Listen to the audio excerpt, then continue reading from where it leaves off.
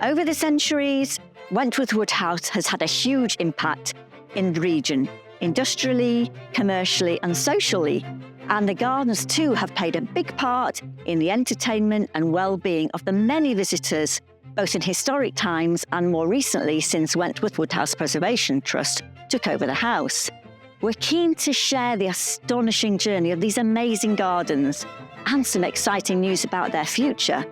But first, let's take a step back in time. The famous landscape architect Humphrey Repton was commissioned in 1790 to redesign the 17th century kitchen and ornamental gardens at the Palladian east front of Wentworth Woodhouse. He created a vast landscape of rolling parklands, a landscape which today looks much as Repton had envisioned, with grazing deer and cattle, though we can no longer boast the buffaloes that once used to roam here. The more modest west front of the house looks out onto gardens and pleasure grounds that have seen many changes over the years. Little is known about the earliest design of the 16th century garden. The first image we have of the gardens is from 1728, which shows woodland, an extensive ornamental and formal garden. This included a maze, 4 stone obelisks, which were moved to adorn the Rockingham Monument in 1793, and possibly a bowling green. Note the wide, straight, central path running from the house, which is still a defining feature of today's garden. Astonishingly, this early garden featured a 100-foot high hill with a winding path and a summer house at the top, from which visitors could admire the formal knot gardens. A menagerie in the gardens is first mentioned in 1737, but it was during the 19th century that it seems to have been at its height. It housed 25 species of mammals from all over the world. Among them was an American brown bear housed in a bear pit, a tiger cat, camel, kangaroo, llamas from Chile, ocelot and antelope. And aviaries housed 61 exotic species of birds captured from all corners of the globe. This was a sight which may have been enjoyed by the young 5th Earl Fitzwilliam. The menagerie was huge, running from the Camellia House to the Ionic Temple and out to the current Wentworth Garden Center car park. The current Camellia House itself was built around 1812 to a design by Charles Watson, extending the site of an earlier greenhouse built in 1738. Camellias were at the height of fashion as the luxury flower in the 19th century. Today, we still have 19 spectacular specimens over 200 years old, and we're thrilled that visitors can enjoy our newly restored Camellia House and historic tea pavilion in all their glory. The domed Ionic Temple, built from 1735, features Hercules dressed in the skin of the Nemean lion, battling with a mythical beast. And other features of the historic garden still seen today include the South Terrace, 450 metres long with retaining wall, an ideal space for exercise and viewing the landscape, and the Ice House, a must in stately homes for keeping food fresh for endless banquets.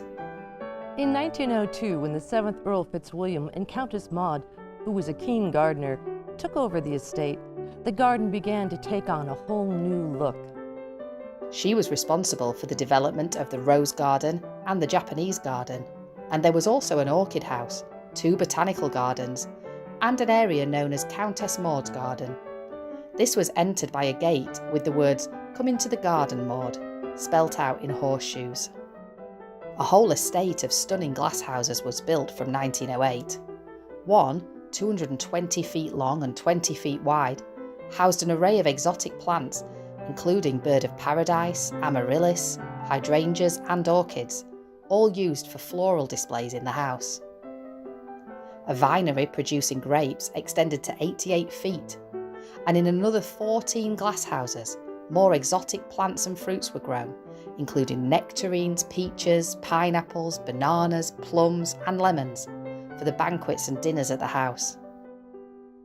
During the first half of the 20th century, the Fitzwilliam family were keen to open up the gardens and facilities for the enjoyment of the wider community and for charity fundraising events. Access for employees and families of the estate and the local pits gave opportunities for fresh air, exercise, and well-being, an important part of the Fitzwilliam commitment to its community. And this is a commitment the Wentworth Woodhouse Preservation Trust works hard to continue today. Highlights in the early 20th century included a garden party in 1915 for 1,500 guests to raise funds for officers' widows and orphans. The christening and 21st birthday of Peter, who became 8th Earl, were attended by hundreds of employees and their families. And an annual show enabling estate workers to showcase their skills and produce was a regular event from 1918 to 1937. Throughout the World War II years, events raised funds for wartime charities, and in 1945, more than 10,000 miners and their families spent a joyous day here, celebrating VE Day.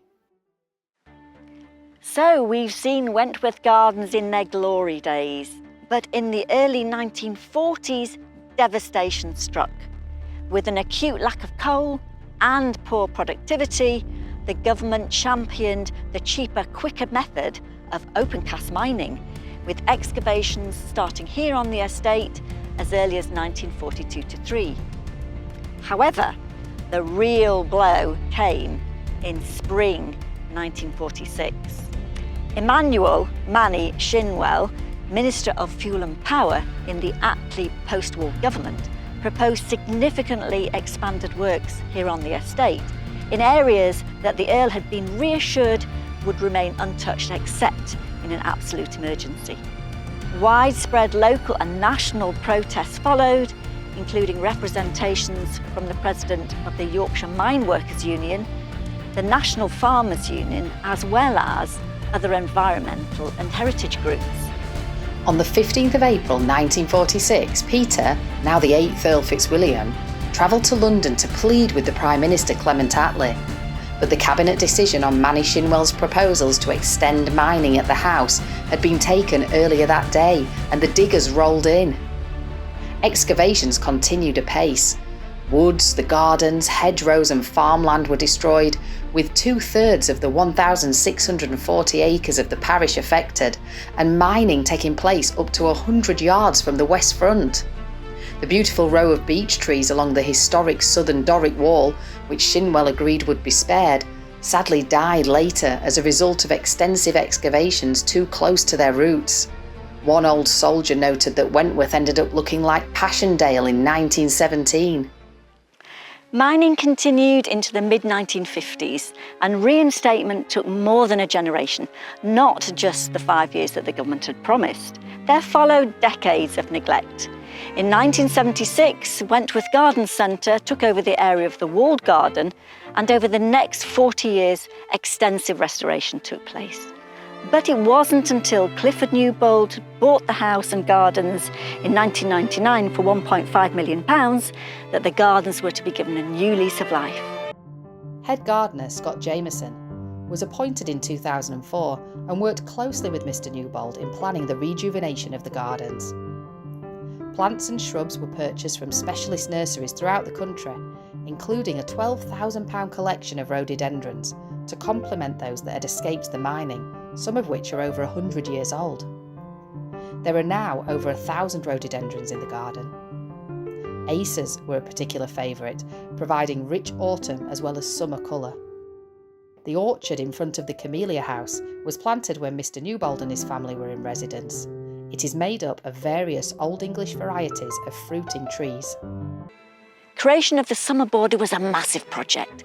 Extending over 100 feet in length and edged by French yews, it is now a mature feature of the garden. A riot of summer colour and a focal point for visitors throughout the season. The plans and aspirations for the garden are extensive, but none of them loses sight of the historical and horticultural value of the landscape of Wentworth Woodhouse. Recently, red shale paths have been relaid following the historic 19th century paths to emphasise the woodland borders, which will be filled with hostas and spring bulbs. Some of the trees, like the yews and the hollies, are well over 100 years old, and there are 8 Yorkshire champion trees, recognised trees of merit, all of which need tending. Over the years, lightning has struck some of the tallest trees. When you visit, you'll see the veteran sweet chestnut on the corner near the beehives. Wounded yet majestic, this tree is home to kestrels and bats and a natural habitat to untold creatures. The care lavished on it will ensure it is still standing in years to come.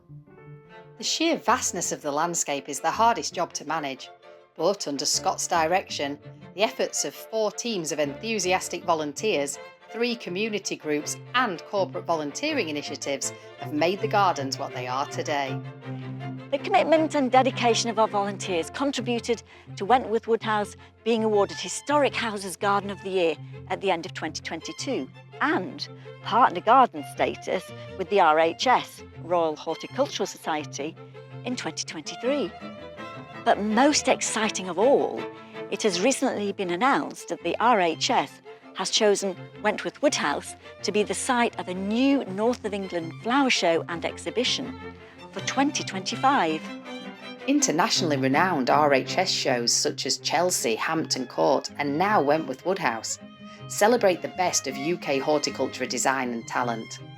In partnership with RHS, we'll be reaching out to local communities, schools, designers and nurseries to inspire more people than ever to see the joy and benefits of gardening. Wentworth Woodhouse Preservation Trust is thrilled to be part of this national exhibition programme, and building on the development of the gardens, particularly over the past 20 years, we'll continue to offer an accessible, safe and welcoming environment for years to come, just as the Fitzwilliam family did for generations in the past.